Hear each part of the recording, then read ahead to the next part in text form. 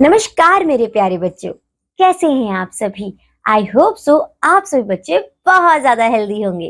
तो बच्चों, आज हमारे पास है चैप्टर नंबर 8 जिसमें हम पढ़ने वाले हैं यातायात के साधन। बच्चों, जब भी आप सड़कों पे निकलते हो तो आप अपने आसपास देखो कि कितने सारे आपके पास ट्रांसपोर्ट सिस्टम है एक जगह से दूसरी जगह जाने के लिए। लेकिन इन्हें हम कैसे डिसाइड करते हैं और इनके क्या क्या टाइप्स हमारे पास हैं, चलिए समझते हैं हमारे एक्सपर्ट के साथ। हेलो बच्चों, कैसे हो आप सभी। मैं आशा करती हूँ आप सभी बहुत अच्छे होंगे। तो आज आपकी समाज की कक्षा में हम शुरू करने वाले हैं आपका अध्याय नंबर 8। आपके अध्याय नंबर 8 का नाम है यातायात के साधन, मीन्स ऑफ ट्रांसपोर्ट। वैसे हम सभी लोग जानते हैं यातायात के साधनों के बारे में, आप लोगों ने अपनी पिछली कक्षाओं में भी पढ़ा है। ठीक है, मुख्यतः हमारे 3 तरीके के यातायात के साधन होते हैं। हमारा जलयान होता है, हमारा वायुयान होता है, हमारा स्थलयान होता है। ठीक है, तो चलिए अब इस अध्याय में हम सारे लोग इसके बारे में और अच्छे से पढ़ने वाले हैं। ठीक है, तो चलिए इस अध्याय को पढ़ना शुरू करते हैं। देखिए, यातायात लोगों तथा सामानों को एक स्थान से दूसरे स्थान तक ले जाने की गतिविधि है। तो यातायात का मतलब आप सबसे पहले समझिए, यातायात क्या होता है बच्चों। सामान को या लोगों को आप जब एक जगह से दूसरी जगह लेके जाते हो, वही आपका यातायात कहलाता है। ठीक है, प्रागैतिहासिक लोगों तथा आधुनिक लोगों के बीच गति का ये बड़ा अंतर है कि प्रागैतिहासिक लोगों को सामान अपने सिर या पीठ पर पैदल ले जाना पड़ता था, जबकि आधुनिक लोग यातायात के विभिन्न साधनों का उपयोग करते हैं। धीरे धीरे प्रागैतिहासिक लोगों ने सामान को लाने व ले जाने के लिए जंतुओं का उपयोग किया। देखिए बच्चों, अगर आप बात करते हो पहले के जमाने के लोगों की और हम आधुनिक लोगों की, तो एक सबसे बड़ा फर्क ये है कि पहले के लोग जो होते थे वो अपने सर पे या फिर अपने पीठ पे अपने सामानों को लाद के एक जगह से दूसरी जगह जाते थे। आज हमारे पास यातायात के बहुत सारे साधन है। ठीक है, परंतु हमारे प्राचीन काल में धीरे धीरे प्राचीन लोगों ने सीख लिया था किस तरीके से वो जंतुओं का भी इस्तेमाल करके खुद को और अपने सामानों को एक जगह से दूसरी जगह लेके जा सकते हैं। ठीक है, अब देखिए, अब पहिए के आविष्कार ने यातायात प्रणाली को पूर्ण रूप से बदल दिया। बच्चों, जो पहिए का आविष्कार हुआ तो हमारी यातायात की प्रणाली क्या हुई, पूरे तरीके से बदल गई। ठीक है, प्रारंभ में पहिया लट्ठे से काटा गया लकड़ी का एक टुकड़ा था। तो जो पहिया था स्टार्टिंग में क्या था बच्चों, लट्ठे से कटा हुआ लकड़ी का एक छोटा सा टुकड़ा था। ठीक है, धीरे धीरे इसके स्वरूपों में प्रगति हुई, जो मनुष्यों या जंतुओं द्वारा खींचे जाते थे, और समय के साथ साथ इसमें बहुत सारी प्रगति हुई, जिसको मनुष्य भी खींचते थे और जानवर भी खींचते थे। ठीक है, यातायात में अन्य बदलाव जेम्स वॉट द्वारा भाप के इंजन के आविष्कार से आया। समय के साथ भाप के इंजन तथा भाप के इंजन का स्थान डीजल के इंजनों ने ले लिया। तो बच्चों, अगर आप कह सकते हो कि आधुनिक पहिए का निर्माण जो था वो जेम्स वॉट के जो भाप के इंजन थे उसके वजह से हुआ। उसके बाद समय बीतता गया और ज्यादा यहाँ पे तकनीकी, यहाँ पे कह सकते हो आप, यहाँ पे डेवलपमेंट हुआ, तो भाप के इंजन की जगह हमारे डीजल के इंजन का प्रयोग होना शुरू हो गया। ठीक है, विज्ञान और तकनीकी के हिसाब से, विज्ञान और तकनीकी के विकास के साथ आज हमारे पास यातायात के तेज व बेहतर साधन उपलब्ध है। ठीक है, हम कुछ ही घंटों में देश के किसी भी भाग में पहुंच सकते हैं।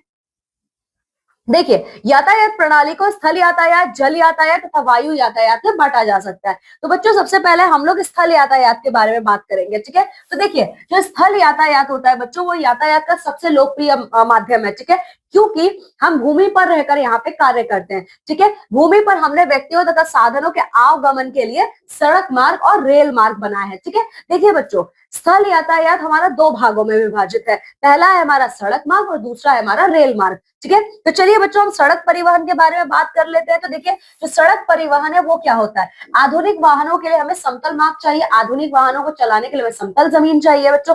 ठीक है, और समतल जमीन क्यों चाहिए, क्योंकि ये एक ऐसी जमीन होती है जहां पे गाड़ियां तेज और आसानी से आपकी दौड़ सकती हैं। ठीक है, और जो ये जमीन, ये जो रोड होती है बच्चों, ये आपकी सड़क बनाई जाती है ईंट, सीमेंट, कंक्रीट और कोलतार से। ठीक है, साथ ही साथ बच्चों, मैदानी क्षेत्रों में ये काम बहुत कठिन है। नदियों के ऊपर पुल बनाए जाते हैं जिन पर से सड़कें गुजरती है। सड़कों की समय समय पर मरम्मत भी बहुत आवश्यक है। बच्चों देखिए, मैदानी क्षेत्रों में काम थोड़ा सा कठिन हो जाता है क्योंकि यहाँ पे नदियां हैं, तो नदियों के ऊपर तो सड़क बना नहीं सकते, तो यहाँ पे ब्रिज बनाए जाते हैं, उनके ऊपर सड़क बनाए जाते हैं। ठीक है, तो ये देखिए, ये है हमारा स्थल यातायात। फिर बच्चों, यहाँ पे बारी आती है अंतरराष्ट्रीय सड़क की। अब अंतरराष्ट्रीय सड़क क्या है, देख लीजिए।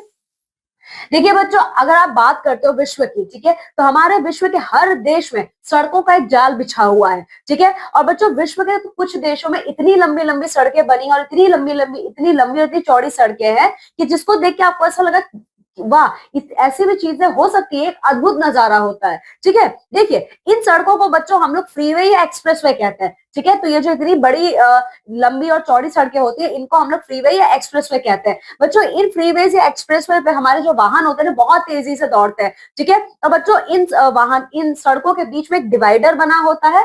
ठीक है, इसमें बच्चों 5 से 6 वाहन आसानी से एक साथ पास पास दौड़ सकते हैं। तो 5 लेन या 6 लेन के होते हैं, मतलब इसमें 4 से लेकर 6 तक वाहन एक साथ दौड़ सकते हैं। ठीक है, चलिए इसके बाद बच्चों देखिए और भी क्या चीजें आपकी आती है। इस तरीके से विभाजक के दूसरी तरफ भी 4 से आपकी 6 वाहन विपरीत दिशा में एक साथ जा सकती हैं। ठीक है बच्चों, यहाँ पे वाहन का पथ और गति सीमा निर्धारित होता है, क्योंकि बहुत तेज चलता है तो किसी भी तरीके की दुर्घटना की संभावना को खत्म करने के लिए यहाँ पे समय सीमा निर्धारित की जाती है। ठीक है, वाहनों को धीमे चलने या यू मोड़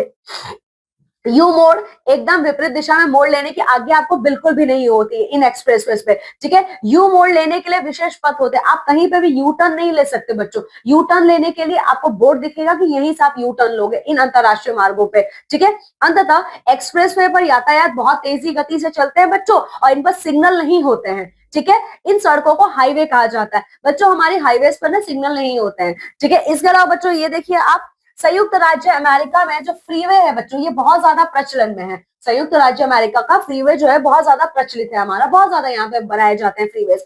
जापान, फ्रांस, जर्मनी आदि जो विकसित हमारे देश है, यहाँ पे भी सड़कें बहुत सारे स्थानों को जोड़ने का काम करती हैं। ठीक है, भारत में भी बच्चों ऐसी बहुत सारी सड़कें आपकी बनाई गई है जो फ्रीवे या एक्सप्रेसवे के नाम से जानी जाती है। बच्चों जो बहुत बड़े बड़े शहर होते हैं, यहाँ पे सड़क यातायात बहुत ज्यादा बिजी होता है। ठीक है, और बिजी अगर है तो ट्रैफिक बहुत होता है, जाम बहुत लगता है। तो इस समस्या को सुलझाने के लिए फ्लाईओवर बनाए गए हैं। ठीक है, फ्लाईओवर बच्चों क्या होता है, देखिए एक या उससे अधिक सड़कें पुलों द्वारा एक सड़क के ऊपर बनकर फ्लाईओवर बनाया जाता है। ठीक है, तो फ्लाईओवर से बच्चों क्या होता है, आपको जाम की समस्या से निजात मिलता है।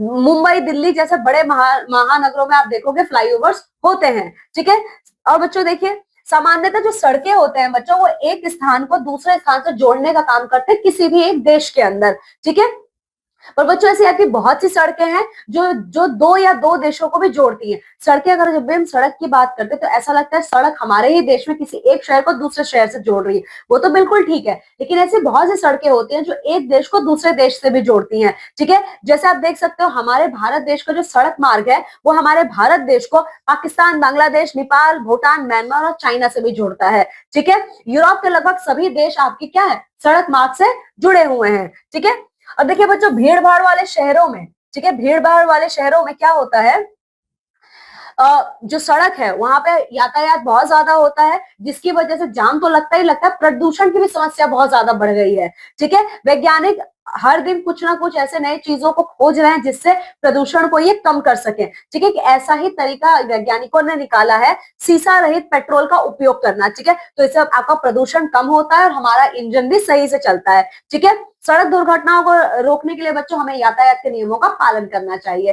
ठीक है, तो ये था हमारा सड़क यातायात। अब बच्चों हम बात करते हैं हमारे रेल यातायात की। ठीक है, तो हमारा रेल यातायात क्या है, देख लीजिए बच्चों, जो रेल यातायात है हमारा, वो रेल की पटरियों पर चलता है। ठीक है, और रेलगाड़ी हमारे यातायात का सबसे प्रमुख साधन है जो कि स्थल पे है। ठीक है, हर दिन हमारे भारत देश में लाखों करोड़ों लोग क्या करते हैं, रेलगाड़ियों से सफर करते हैं अपने सामान को लेके। ठीक है, लंबी दूरी के लिए बच्चों हम लोग रेल यातायात का उपयोग करते हैं क्योंकि ये सस्ता और आरामदायक होता है। ठीक है, चलिए अब बच्चों ये देखिए, पहले की जो रेलगाड़ियां हमारी होती थी वो घोड़ों द्वारा पटरियों पर खींचा जाता था। पहले की जो हमारी रेलगाड़ियां होती थी ना, उनको पटरियों पर घोड़े खींचते थे। ठीक है, फिर भाग के इंजन के आविष्कार के बाद इनको चलाने के लिए ईंधन के रूप में कोयले का उपयोग किया जाने लगा। ठीक है, और अगर आप आजकल के रेल इंजन की बात करते हो, आजकल के जो रेल इंजन है उसमें डीजल का प्रयोग किया जाता है। हमारे देश में बच्चों बिजली से चलने वाली कुछ रेलगाड़ियां भी हैं जिसमें हम लोग क्या करते हैं, ऊर्जा के रूप में बिजली का उपयोग करते हैं। ठीक है, चलिए इसके बाद बच्चों हमारे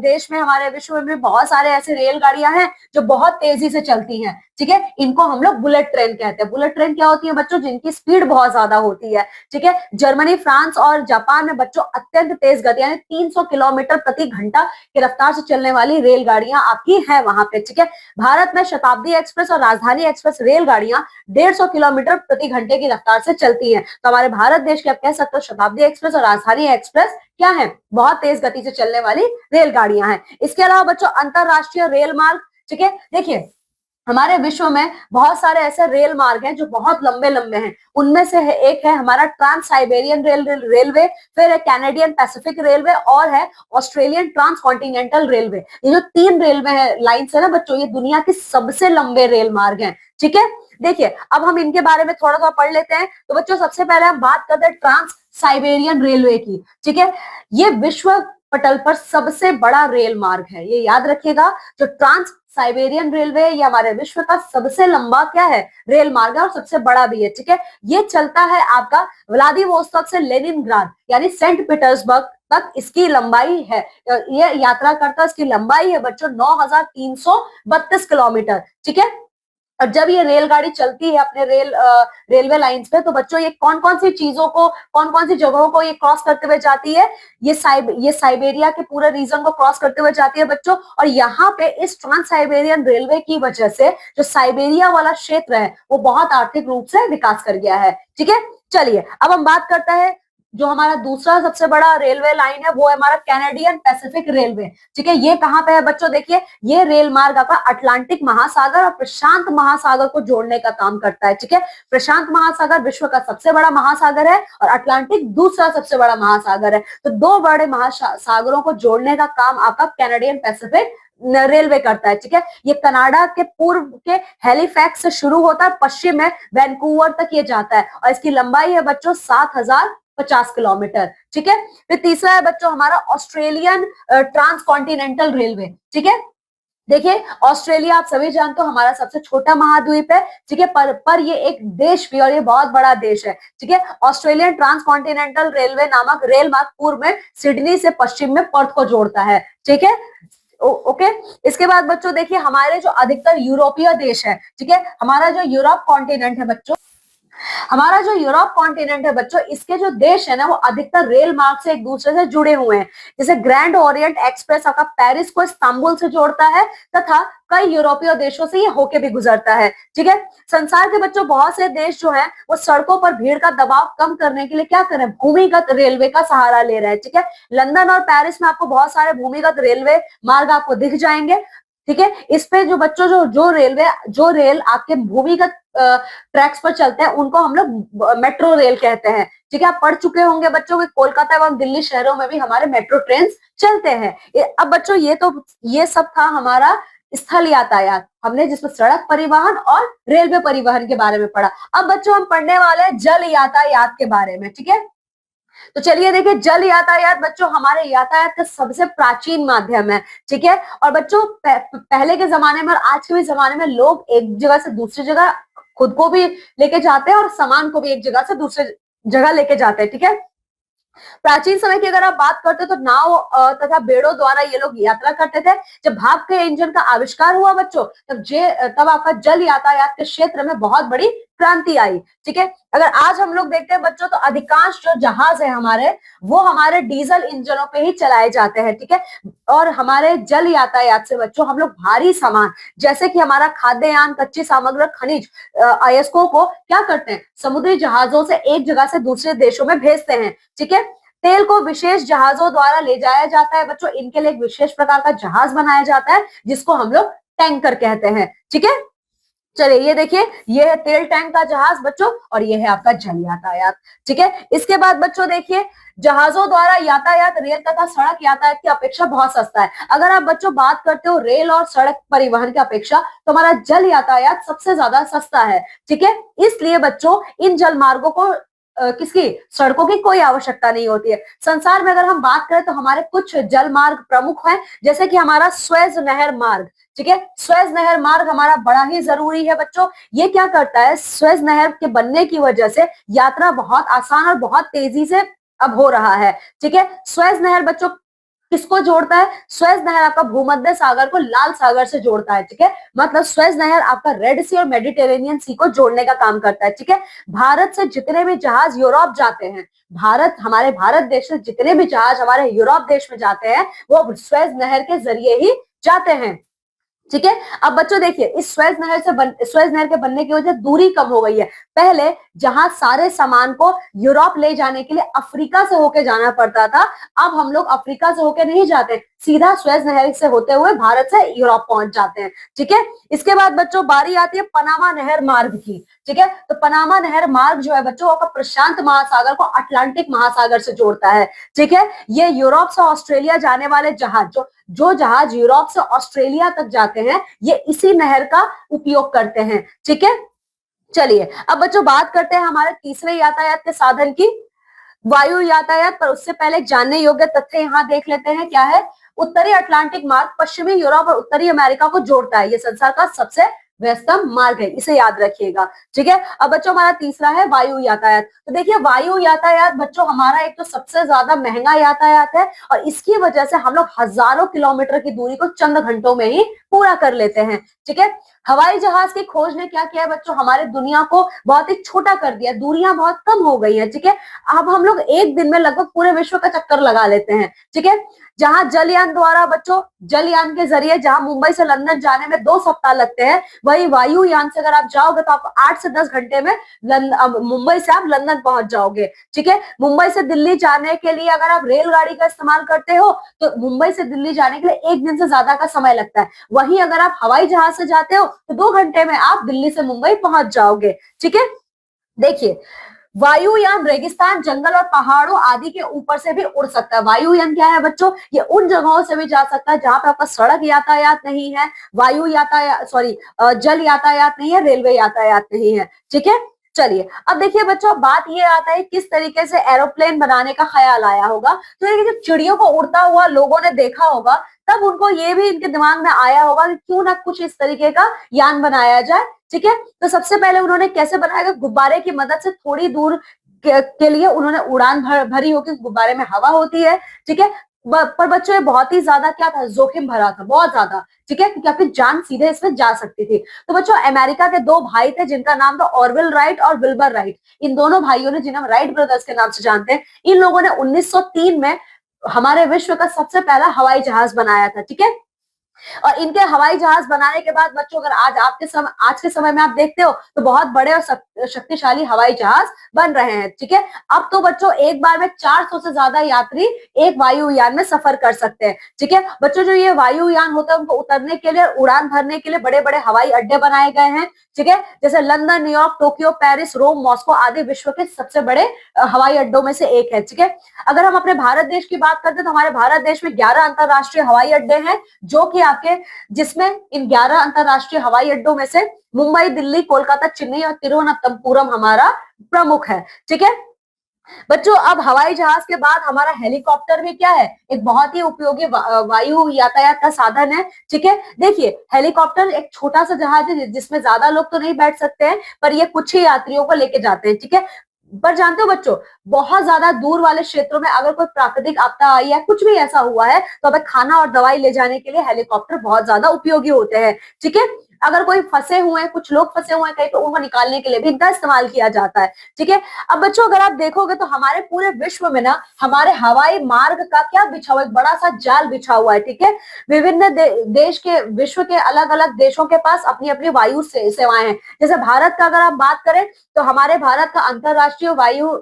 यान का नाम है एयर इंडिया, अमेरिका के वायुयान का नाम है यूनाइटेड एयरलाइंस, जर्मनी के लुफ्थांसा, इंग्लैंड के ब्रिटिश एयरवेज और हॉलैंड के अंतरराष्ट्रीय वायु सेना KLM है। ठीक है, चलिए अब बच्चों इसके बाद अगर हम देखें तो हमें बच्चों, हम ऐसे विश्व में रह रहे हैं जहां पे दूरियों को हम लोगों ने बहुत तेज गति से चलने वाले यानों का निर्माण करके कम कर दिया है। ठीक है, आज के जमाने में बच्चों हमारे आधुनिक यातायात के साधनों की वजह से ज्ञान, शिक्षा का प्रसार, सामाजिक विकास और व्यापारिक विकास भी हो रहा है। ठीक है, तो चलिए बच्चों अब यहाँ पे हमारा अध्याय समाप्त होता है। अब देखते हैं कि इस अध्याय में हम लोगों ने पढ़ा क्या क्या है। तो बच्चों सबसे पहले हमने इस अध्याय में पढ़ा है कि यातायात के जरिए लोग खुद को भी और अपने सामानों को भी एक जगह से दूसरी जगह लेके जाते हैं, उसे हम यातायात कहते हैं। ठीक है, भूतल परिवहन की अगर हम बात करते हैं तो मुख्यतः 2 होते हैं, सड़क मार्ग और आपका रेलवे मार्ग। ठीक है, एक्सप्रेस वे पर बच्चों यातायात बहुत तेज गति से चलते हैं। ठीक है, फिर हमने क्या पढ़ा है,